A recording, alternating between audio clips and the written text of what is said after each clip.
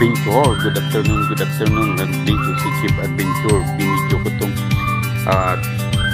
malaking bukal dito ng tubig. Mag-adventure dito. Nanggagaling ang tubig na pumupunta sa barangay Kamasig. At mayroong halaman doon mag-adventure sa loob ay sa ilalim na nabubuhay sa bukal ng tubig. Hindi yan mabubuhay mag-adventure sa itaas. Doon siya nabubuhay mag-adventure sa ilalim ng tubig. Ayan. Yan ang mahiwagang bulaklak sa ilalim ng tubig, mga ka-adventure. Yan.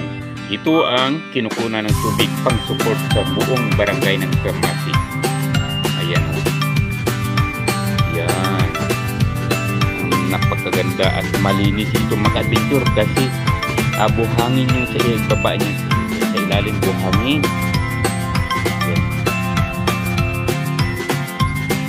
Malinis yung ka-adventure kasi ginawa nito ng reservoir.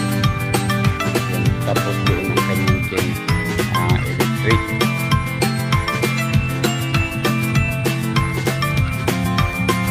Namihigop sa kanya doon sa kabilang kalsada ng ka-adventure. At doon sa paligid ng ka-adventure, mga kahoy yan. Mayroong malaking kahoy doon, punong kahoy. Ayan, ka-adventure.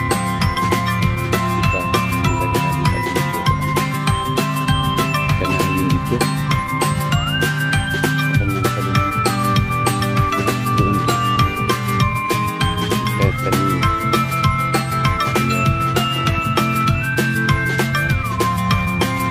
Ayun, yung sabog tanim. Yung isa ay nag-plain.